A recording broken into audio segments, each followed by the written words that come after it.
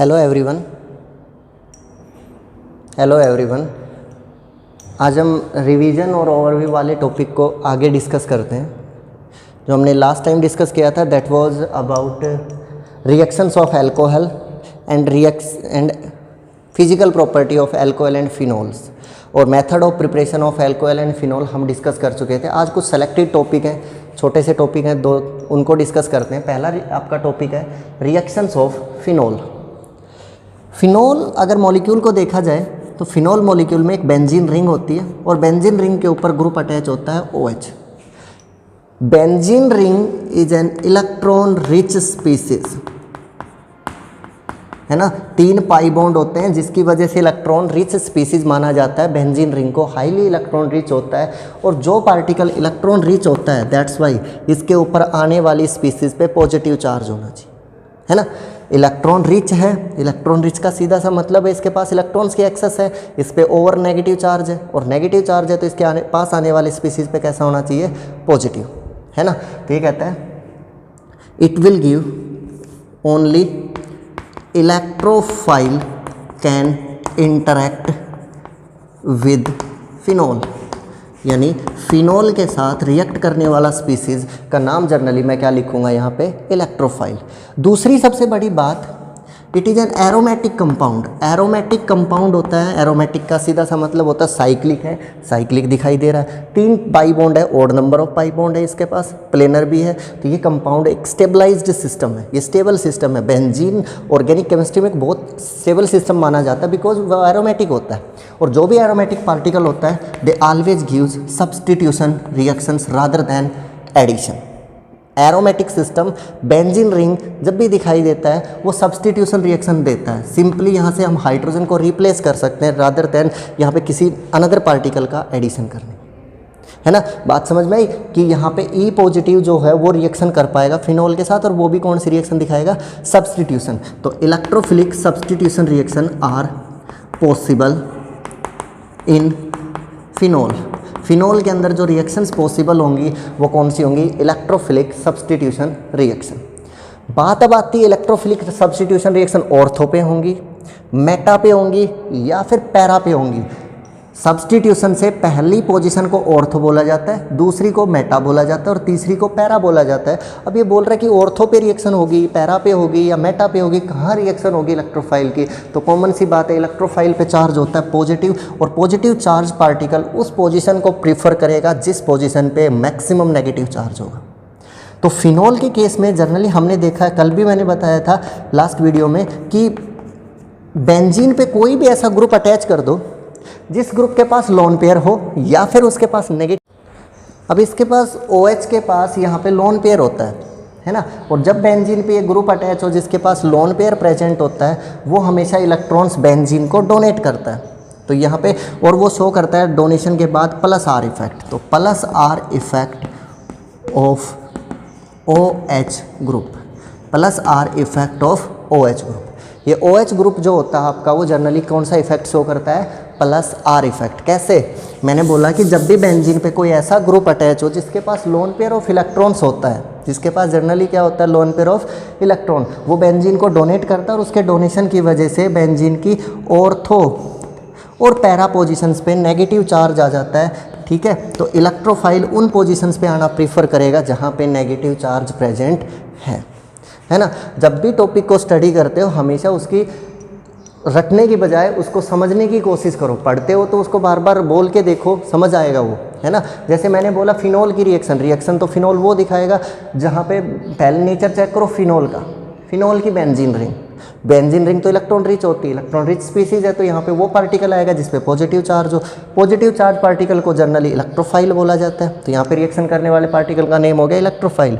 Benzene aromatic होता है, aromatic तो बहुत स्टेबल होते हैं, वो तो कभी भी सब्स्टिट्यूट ना एडिशन रिएक्शन देंगे ही नहीं। तो यहाँ पे रिएक्शन का नाम बन जाता है इलेक्ट्रोफिलिक सब्स्टिट्यूशन रिएक्शन। उसके बाद बोलता है कौन सी पोजीशन पे, लोन पेयर लगा हुआ है ग्रुप पे। मैंने कल पढ़ाया था बेंजीन पे कोई ऐसा ग्रुप अटैच हो जिसके पास लोन पेयर हो या नेगेटिव चार्ज हो, वो अपने लोन पेयर और नेगेटिव चार्ज को बेंजीन को डोनेट कर देता है और डोनेशन की वजह से इलेक्ट्रॉन्स की संख्या बढ़ती है हमेशा कहाँ पे, ऑर्थो एंड पैरा पे। तो रिएक्शन होगी ऑर्थो एंड पैरा पे। है ना, ऑर्थो एंड पैरा पोजीशन। तो यानी इलेक्ट्रोफिलिक सब्स्टिट्यूशन रिएक्शन होंगी सिर्फ ऑर्थो एंड पैरा पोजीशन। अब मैं कुछ रिएक्शंस लिखता हूँ, लाइक पहला है फिनोल मॉलिक्यूल। फिनोल मॉलिक्यूल आराम से फिनोक्साइड आयन में भी कन्वर्ट हो जाता है, like 3Br2 reaction in aqueous. बहुत अच्छी बात है, इसको ध्यान से सुनना। जब भी सिस्टम आपका फिनोक्साइड आयन या फिनोल एक्वस मीडियम में प्रेजेंट होता है, पोलर मीडियम में प्रेजेंट होता है, एक्वस एक पोलर मीडियम है, तो जो नेगेटिव चार्ज मुझे दिखाई दे रहा तीनों पोजीशन पे, ये स्टेबलाइज हो जाता है। नेगेटिव चार्ज जो इन 3 पोजीशन पे दिख रहा है वो स्टेबलाइज हो जाता है और आने वाला इलेक्ट्रोफाइल आसानी से तीनों पोजीशन पे ऐड हो जाता है। नेगेटिव चार्ज फिनोक्साइड आयन का या फिर फिनोल की रेजोनेंस से जो जनरेट हुआ है वो ऑर्थो पैरा दोनों पोजीशन पे स्टेबलाइज हो जाता है। That's why bromine can easily interact with ortho and para position and try substituted product is formed. But the same reaction is carried out in non aqueous medium, same reaction is carried out in non aqueous यानी non polar medium. Emphasise करके मैं बोल रहा हूँ, non polar medium में करवाई जाए अगर रिएक्शन तो सब्स्टिट्यूशन मोनो सब्स्टिट्यूशन होगा, ऑर्थो और पैरा पोजीशन पे सब्स्टिट्यूशन होगा। मैं ऑर्थो की बजाय पैरा को मेजर प्रोडक्ट कंसिडर करा, है ना। ध्यान से देखना, ऑर्थो और पैरा पोजीशन पे रिएक्शन होती है, लेकिन अगर एक्वस हुआ तो ऑर्थो पैरा दोनों पे होगी, और अगर नॉन पोलर मीडियम हुआ, CH2 हुआ, कार्बन डाइसल्फाइड मीडियम हुआ, तो रिएक्शन ओनली एक पोजीशन पे होती है। वो कौन सी होती है? ऑर्थो, और कौन सी होती है? पैरा। मेजर प्रोडक्ट कौन सा होगा? Para substitution. In the same way एक रिडक्शन रिएक्शन और है। अगर मैं जिंक की रिएक्शन, जिंक डस्ट की रिएक्शन इसके साथ करवाता हूँ, फिनोल के साथ, तो फिनोल का जो ऑक्सीजन है ये लॉस हो जाता है, और ऑक्सीजन का लॉस या हाइड्रोजन का एडिशन जर्नली रिडक्शन कहलाता है। तो यहाँ से ऑक्सीजन का लॉस हुआ और लॉस्ट ऑक्सीजन जिंक के साथ अटैच होगी, जिंक ऑक्साइड, और ये बन गया H, तो यानी benzene ring plus zinc oxide. Reaction का प्रोडक्ट बनेगा बेंजीन रिंग और zinc oxide. Clear? Next, if phenol is reacted with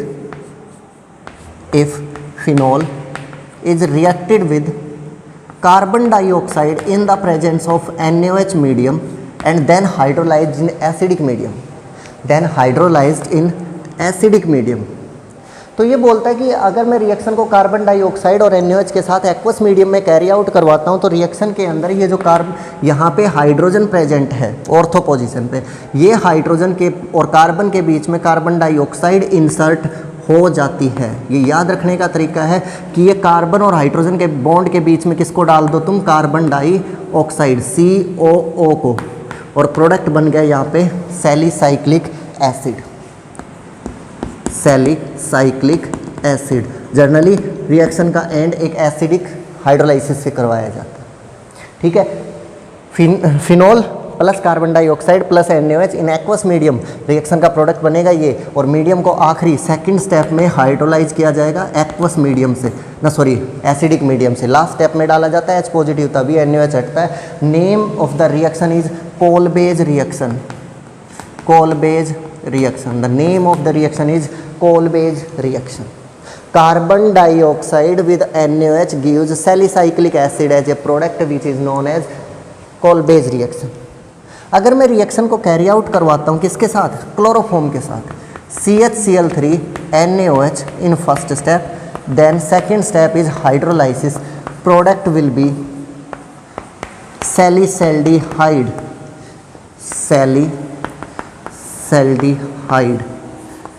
और same reaction CCl4 plus NaOH first step, second step is hydrolysis, then product will be salicylic acid। दो reaction लिखी, दोनों same name reaction है। अगर तुम यहाँ पे क्लोरोफॉर्म यूज करते हो तो एल्डिहाइड मिलेगा, अगर तुमने CCl4 यूज किया तो कार्बोक्सिलिक एसिड मिलेगा। पहली और ये दूसरी दोनों रिएक्शन का नेम सेम होता है, राइमन टाइमर रिएक्शन के नाम से जाना जाता है। RT reaction, RTR reaction, RTR reaction भी बोलते हैं और राइमन टाइमर रिएक्शन भी बोला जाता है इसको। क्लियर है? फिनोल की रिएक्शन सभी को क्लियर है? Phenol reaction with carbon dioxide, phenol reaction with chloroform, phenol reaction with CCl4। CCl4 carbon dioxide same product, CHCl3 यानी chloroform aldehyde. These are the 3 more reactions. Okay. एक topic और था substitution nucleophilic reactions, alkyl aryl halide chapter से था। Substitution nucleophilic reactions, एसन reactions, नाम से भी पता चल रहा है substitution of a nucleophile. Alkyl halides का जो जर्नल फॉर्मूला होता है वो जनरली RX होता है। X आपका हैलोजन होता है, क्लोरीन, ब्रोमीन और आयोडीन। R आपका कार्बन फैमिली होती है। तो 101% इस पे नेगेटिव होगा पार्शियल और इस पे पार्शियल क्या होगा, पॉजिटिव। जिस पे नेगेटिव चार्ज हो और पॉजिटिव को अट्रैक्ट करता हो, न्यूक्लियस को अट्रैक्ट करता हो, उसको हम बेसिकली बोलते हैं न्यूक्लियोफाइल। तो एक ऐसी रिएक्शन जिसमें एक न्यूक्लियोफाइल दूसरे न्यूक्लियोफाइल से रिप्लेस हो जाते हैं। लाइक मैं लेके आया न्यूक्लियोफाइल Nu-, और ये भी नेगेटिव चार्ज है, इस पे भी नेगेटिव चार्ज है। This negative charge particle nucleophile gate replaced by this stronger nucleophile. Product will be R रह गया एज इट इज़, पीछे जो R था वो एज इट इज़ रह गया, और न्यूक्लियोफाइल इसके साथ क्या हो गया, attach, plus X-। This reaction is known as nucleophilic substitution reaction. A stronger nucleophile will replace a weaker nucleophile. Reaction is known as substitution nucleophilic reaction. Nucleophile क्या क्या हो सकता है, KOH एक्वस मीडियम में यूज़ करो, nucleophile मिलेगा आपको KOH का OH-। इथेनॉल ले लो, CH3 CH2 O और H, यहाँ से H पॉजिटिव को हटाओ, CH3 CH2 O-। बट ये इथेनॉल आपके न्यूक्लियोफाइल से ज़्यादा बिहेव करेगा as a base, that's why मैं यहाँ से हटा रहा हूँ इसको। क्लियर। सोडियम आयोडाइड यहाँ से मिलेगा मुझे I-। सोडियम आयोडाइड से मुझे यहाँ पे क्या मिलेगा, I-। KCN एक्वस यहाँ से मुझे मिलेगा CN-। बहुत सिंपल सी रिएक्शन है, जैसे CH3 CH2Cl CH2Cl प्लस में KOH एक्वस। मुझे पता है यहाँ पे OH- आपका न्यूक्लियोफाइल है और Cl- रिप्लेस होने वाला न्यूक्लियोफाइल है। OH- को Cl- की जगह पे रिप्लेस कर दो, CH3 CH2OH और प्लस में K के साथ Cl जुड़ गया। This will be the reaction. Reaction अगर NaI के साथ करवा रहे हो सोडियम आयोडाइड के साथ, तो आयोडाइड माइनस इसकी जगह पे क्या हो जाएगा, अटैच हो जाएगा, यानी I- या न्यूक्लियोफाइल। केसिन के साथ करवा रहे हो तो साइनाइड माइनस Cl की जगह क्या हो जाएगा, रिप्लेस। तो इस टाइप की रिएक्शंस को जनरली बोला जाता है सब्स्टिट्यूशन न्यूक्लियोफिलिक रिएक्शन, जिसमें एक न्यूक्लियोफाइल दूसरे न्यूक्लियोफाइल की जगह पे क्या हो जाता है, रिप्लेस हो जाता है। दिक्कत जहाँ पे आती है वो 2 एग्जाम्पल्स होते हैं।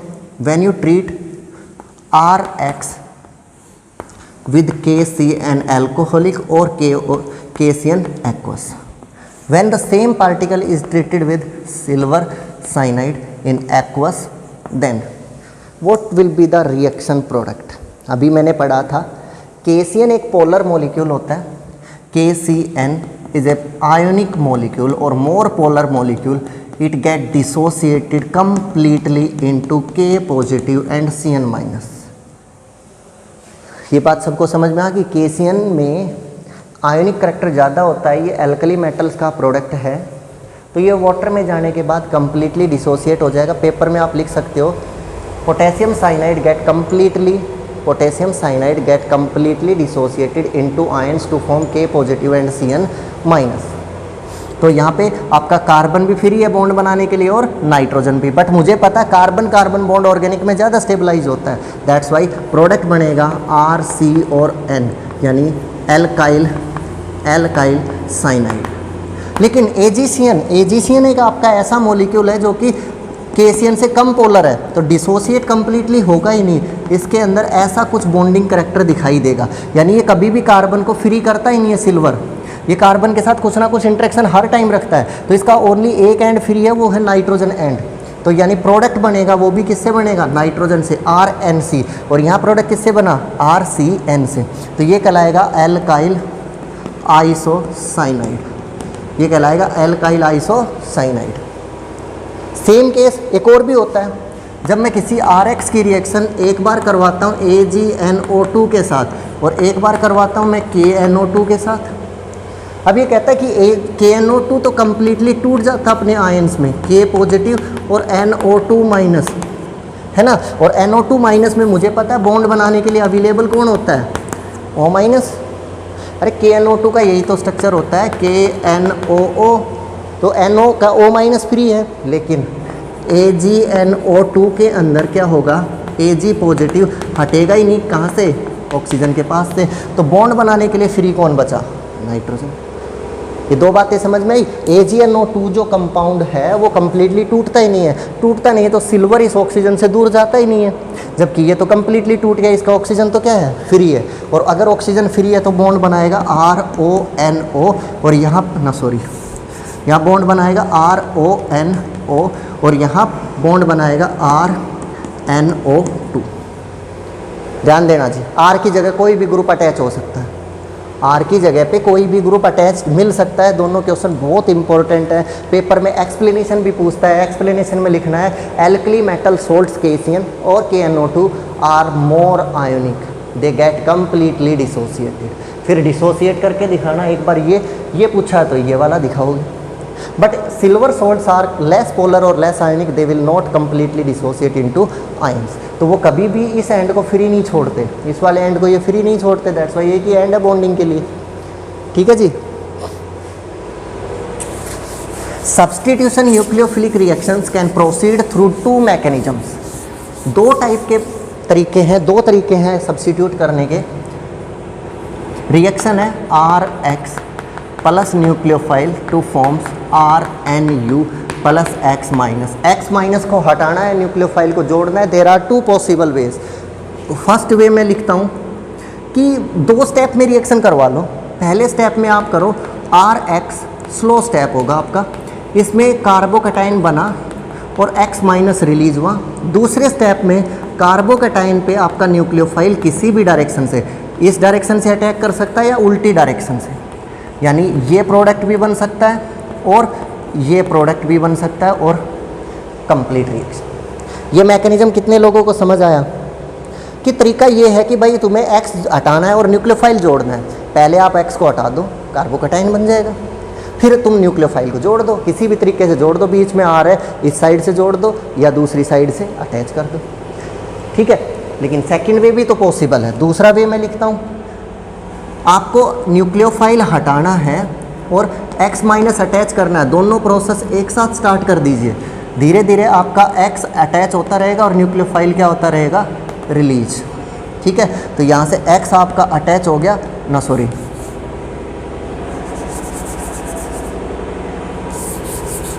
आपको न्यूक्लियोफाइल ऐड करना है और X को रिमूव करना है, X को रिमूव करना है, न्यूक्लियोफाइल को ऐड करना है। तो ये न्यूक्लियोफाइल यहाँ अटैच होने लग गया और X माइनस यहाँ से रिलीज। थोड़ी देर बाद न्यूक्लियोफाइल अटैच हो जाएगा और X माइनस कम्प्लीटली रिलीज हो जाएगा। This is your slow step.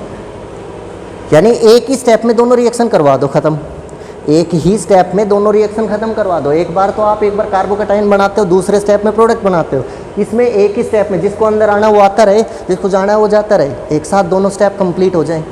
तो इस सब्स्टिट्यूशन रिएक्शन को बोला जाता है substitution nucleophilic reaction. And slow step only 1 reactant, slow step है only 1 reactant, that's mean 1 molecule, that's why reaction की मॉलिक्यूलरिटी 1 होगी। Reaction is known as substitution nucleophilic unimolecular reaction. Reaction is known as substitution nucleophilic unimolecular reaction. Substitution nucleophilic uni, एक molecular molecule, एक molecule की reaction. Substitution nucleophilic reaction. Mechanism is substitution nucleophilic unimolecular reaction, SN1 reaction, because only 1 reactant is involved in the reaction. But in this reaction, slow step involves 2 reactants, 2 molecules. Reaction is known as SN2 reaction. दोनों का word meaning सभी को समझ आया। मैंने बोला यहाँ पे सब्स्टिट्यूशन न्यूक्लियोफिलिक होती है, यहाँ पे भी तो सब्स्टिट्यूशन न्यूक्लियोफिलिक है, लेकिन यहाँ रिएक्टेंट कितने हैं स्लो स्टेप में, दो हैं तो 2 मॉलिक्यूल, बाई मोलिकुलर। यहाँ रिएक्टेंट कितना है स्लो स्टेप में, एक है तो यूनिमोलिकुलर रिएक्शन। इस रिएक्शन में इंटरमीडिएट कौन बनता है, कार्बोकैटायन। रिएक्शन का इंटरमीडिएट कौन होता है, कार्बोकैटायन।